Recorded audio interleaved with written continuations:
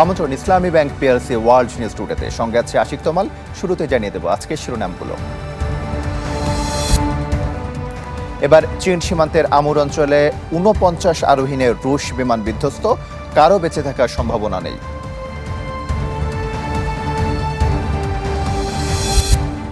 সীমান্ত বিরোধকে কেন্দ্র করে থাইল্যান্ড কম্বোডিয়ার সামরিক বাহিনীর সংঘর্ষ, নিহত অন্তত ১৩ জন।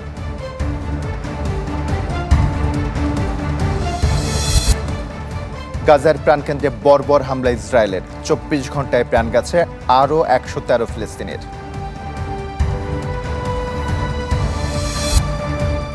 শুনছিলেন শিরোনাম, এবার জানাবো পুরো খবর। এবার চীন সীমান্তবর্তী আমুর অঞ্চলে ৪৯ আরোহীনে বিধ্বস্ত হয়েছে রাশিয়ার একটি যাত্রীবাহী বিমান।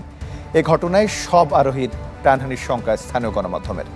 গন্তব্যে পৌঁছানোর ১৫ মিনিট আগে বিধ্বস্ত হয় সার্বিয়া ভিত্তিক আঙ্গারা এয়ারলাইন্সের AN-24 বিমানটি। আবারও বিমান বিধ্বস্তের সাক্ষী বিশ্ব। বৃহস্পতিবার চীন সীমান্তবর্তী আমুর অঞ্চল হয়ে রাশিয়ার তিনডা শহরের দিকে যাচ্ছিল সার্বিয়া ভিত্তিক আঙ্গারা এয়ারলাইন্সের AN-24 বিমান। এ সময় বিমানটিতে ছিল ৫ শিশুসহ ৪৩ যাত্রী এবং ৬ ক্রু। গন্তব্যে পৌঁছানোর ১৫ মিনিট আগে রাডার থেকে হঠাৎ উধাও হয় বিমানটি। মুহূর্তেই শুরু হয় তল্লাশি অভিযান। আমুর অঞ্চলের দুর্গম বনাঞ্চলে মোতায়েন করা হয় MI-8 হেলিকপ্টার। কয়েক মিনিট পর বনের মাঝেই আগুনের কুণ্ডলী দেখতে পায় হেলিকপ্টারটিতে থাকা উদ্ধারকর্মীরা।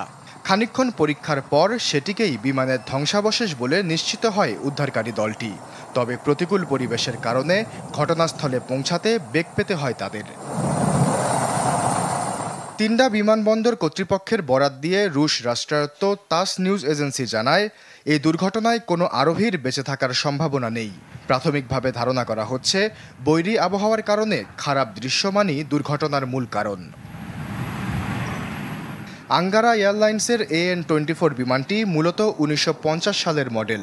বর্তমানে রাশিয়ায় এই মডেলের বিমানের উড্ডয়ন সীমাবদ্ধ করা হয়েছে।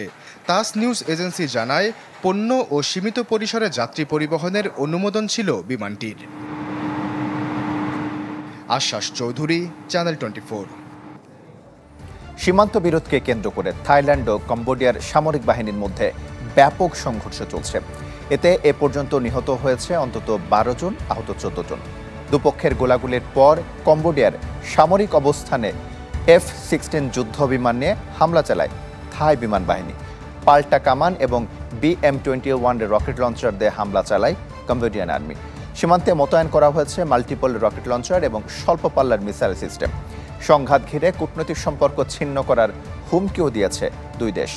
সীমান্তে মাইন বিস্ফোরণে কয়েকজন থাই সেনা আহত হলে ১৬ জুলাই বিবাদের শুরু হয়। গাজায় চলছে ইসরায়েলের বর্বর আগ্রাসন। একদিনে আরও ১১৩ ফিলিস্তিনিকে হত্যা করেছে জয়নবাদী সেনারা, যাদের মধ্যে ৩৪ জনের প্রাণ যায় ত্রাণ আনতে গিয়ে। এনে ইসরায়েল মার্কিন পরিচালিত ত্রাণ কার্যক্রমে প্রাণ গেল হাজারের বেশি ফিলিস্তিনির। শুধু হামলা নয়, ইসরায়েলের ৮০ দিনের ত্রাণ অবরোধে ক্ষুধার সবচেয়ে কঠোর রূপ দেখছে গাজাবাসী। উপত্যকাটিতে খাবারের অভাবে প্রাণ গেছে আরও ১০ ফিলিস্তিনির। এনে অনাহারে ১১ জনের মৃত্যু দেখল গাজা। এছাড়া অপুষ্টিজনিত কারণে প্রাণ গেছে ৫ বছরের কম বয়সী আরও ২১ শিশুর। মৃত্যুর দ্বার প্রান্তে আছে একই বয়সী আরও ৫,৫০০।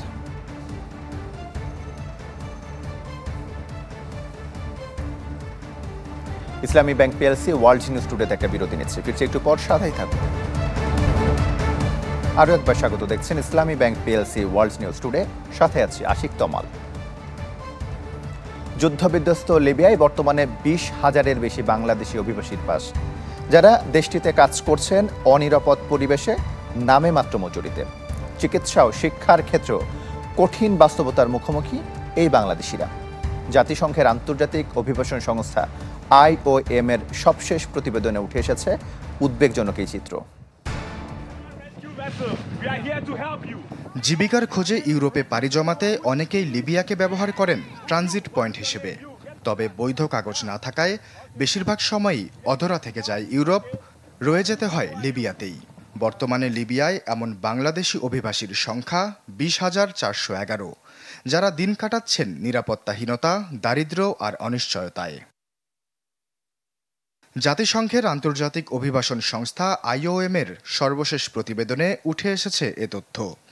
সংস্থাটির ডিসপ্লেসমেন্ট ট্র্যাকিং ম্যাট্রিক্সের 57তম প্রতিবেদনে বলা হয়েছে, লিবিয়ায় 8.5 লাখ অভিবাসীর মধ্যে বাংলাদেশের অবস্থান 7ম, যা দেশটির অভিবাসী জনসংখ্যার প্রায় 2%। বিশেষ করে ত্রিপোলি আর বেনগাজির মতো বড় শহরগুলোতে বাংলাদেশিদের বাস। IOM বলছে, এই তালিকায় পুরুষদের সংখ্যাই বেশি। তারা মূলত নির্মাণ, পরিচ্ছন্নতা আর কারখানার নিম্নতম খাতে কাজ করছেন। এসব কাজের পরিবেশ খুব একটা নিরাপদ নয়, আর মজুরিও অপ্রতুল বলে জানায় সংস্থাটি।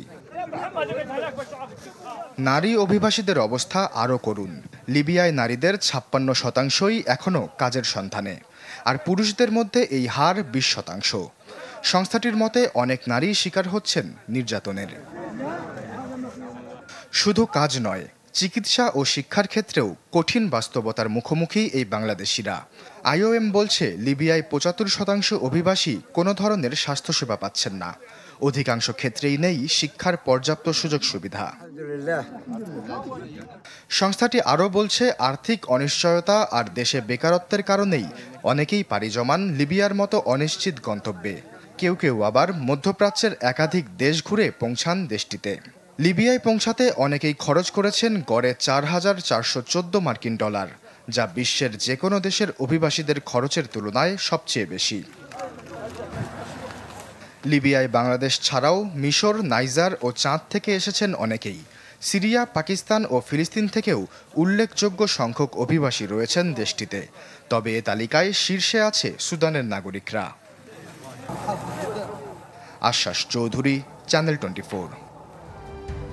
এক দেশ আরেক দেশকে জলবায়ু বিপর্যয়ের জন্য দায়ী করে ক্ষতিপূরণ চাইতে পারবে, এমনকি উন্নত রাষ্ট্রের বিরুদ্ধে আন্তর্জাতিক মামলায় দ্বারস্থ করতে পারবে ক্ষতিগ্রস্ত দেশগুলো। বুধবার শুনানি শেষে এ রায় দেয় আন্তর্জাতিক বিচার আদালত। তবে জাতিসংঘের শীর্ষ আদালতের রায় মানা বাধ্যতামূলক না হওয়ায় প্রভাবশালী দেশগুলো সেটি মানবে কি না তা নিয়ে প্রশ্ন থেকে যাচ্ছে। 2000 থেকে 2019 সাল পর্যন্ত জলবায়ু পরিবর্তনের কারণে বিশ্বজুড়ে ক্ষতির পরিমাণ $2.8 ট্রিলিয়ন, প্রতি ঘন্টায়, যা 16 মিলিয়নের বেশি। অথচ এই ক্ষতির জন্য তেমন দায়ী নয় ভুক্তভোগী বেশিরভাগ রাষ্ট্রই। এ নিয়ে বুধবার শুনানি হয় আন্তর্জাতিক বিচার আদালতে। নেদারল্যান্ডসের রাজধানী হেগে শুনানি শেষে এক যুগান্তকারী রায় দেন আদালত, যেখানে বলা হয়, যেসব দেশ বেশি গ্রিনহাউস গ্যাস নিঃসরণ করেছে, জলবায়ু পরিবর্তনের ফলে ক্ষতিগ্রস্ত দেশগুলো চাইলে তাদের বিরুদ্ধে মামলা করতে পারবে। ICJ জানায়, যেসব দেশ প্যারিস জলবায়ু চুক্তিতে সই করেনি বা সেখান থেকে সরে এসেছে, তারাও পরিবেশ রক্ষার দায় এড়াতে পারে না।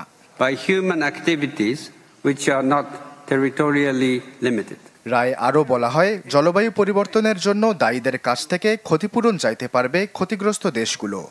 ভবন ধস, অবকাঠামোর ক্ষতি বা চরমভাবাপন্ন আবহাওয়ার মতো ঘটনার জন্যও এ দাবি তোলা যাবে। তবে তার আগে প্রমাণ দিতে হবে এসব ঘটনা সরাসরি জলবায়ু পরিবর্তনের সাথে সম্পর্কিত কিনা। বিচার আদালত বলছে, কোনো ব্যবসায়ী প্রতিষ্ঠান যদি পরিবেশ বিধ্বংসী কাজ করে, সেজন্য সমানভাবে দায়ী হবে সে দেশের সরকারও। এদিন প্রশান্ত মহাসাগরীয় অঞ্চলের বাসিন্দারা আদালতে তুলে ধরেন তাদের বাস্তুচ্যুত হওয়ার বেদনাদায়ক অভিজ্ঞতা। মার্শাল দ্বীপপুঞ্জের প্রতিনিধি জানান, জলবায়ু পরিবর্তনের জন্য দায়ী না হলেও ক্ষয়ক্ষতি মোকাবেলায় তাদের গুনতে হবে $9 বিলিয়ন, যা সাধ্যের বাইরে। আইন বিশেষজ্ঞরা বলছেন, এই রায়ের পর বিশ্বের যে কোনো আদালতে, এমনকি যুক্তরাষ্ট্রের ফেডারেল কোর্টেও নতুন করে মামলা করতে পারবেন ভুক্তভোগীরা। তবে আন্তর্জাতিক বিচার আদালতের রায় মানা বাধ্যতামূলক না হওয়ায় প্রভাবশালী দেশগুলো সেটি মানবে কিনা তা নিয়ে প্রশ্ন থেকে যায়। আশ্বাস চৌধুরী, চ্যানেল 24। ইসলামী ব্যাংক পিএলসি ওয়ার্ল্ড নিউজ টুডেতে নিচ্ছে আরও একটা বিরতি, সাথেই থাকুন। আরও একবার স্বাগত, দেখছেন ইসলামী bank PLC world news today. যে সহায়তা একসময় জীবন বাঁচাতো লাখো মানুষের, সেগুলো পুড়িয়ে ফেললো দান কিংবা বিক্রি করবে না যুক্তরাষ্ট্র। সম্প্রতি ট্রাম্প প্রশাসনের এমনই এক সিদ্ধান্ত ঘিরে তৈরি হয়েছে সমালোচনা। বলা হচ্ছে দরিদ্র দেশের জন্য তৈরি গর্ভনিরোধক ওষুধ পুড়িয়ে ফেলবে যুক্তরাষ্ট্র, আর সেটি করতে আলাদা ব্যয় করতেও রাজি তারা। একই অবস্থা গুদামে পড়ে থাকা এমপক্সের লাখ লাখ ডোজ টিকার। সময় মতো ব্যবস্থা না নিলে কিছুদিনের মধ্যেই অকার্যকর হয়ে পড়বে জনগণের ট্যাক্সের অর্থে কেনা এই মূল্যবান চিকিৎসা সম্পদ। যুক্তরাষ্ট্রের গুদামে পড়ে আছে lakh lakh dose mpox vaccine, যা পাঠানোর কথা ছিল আফ্রিকার কয়েকটি দেশে। এখন নষ্ট হচ্ছে ট্রাম্পের ত্রাণ স্থগিতের সিদ্ধান্তে। মেয়াদ শেষ হলে অকার্যকর হবে ওষুধগুলো, বিফলে যাবে মার্কিনীদের ট্যাক্সের টাকায় কেনা মূল্যবান চিকিৎসা সম্পদ। এক চিঠিতে মার্কিন কংগ্রেসের ডেমোক্র্যাট প্রতিনিধিরা জানান, ভ্যাকসিনের ৮ লাখ ডোজের মধ্যে অন্তত 2,20,000 এখনও ব্যবহারযোগ্য। তবে দ্রুত পদক্ষেপ না নিলে ফেলে দিতে হবে প্রশাসনকে। মহামারীর মতো এমপক্স ছড়িয়ে পড়েছে কঙ্গো, উগান্ডা ও বুরুন্ডি সহ আফ্রিকার কয়েক দেশে। বছরখানেক আগে এটিকে আন্তর্জাতিক উদ্বেগজনক জনস্বাস্থ্য জরুরি অবস্থা হিসেবে ঘোষণা করে বিশ্ব স্বাস্থ্য সংস্থা।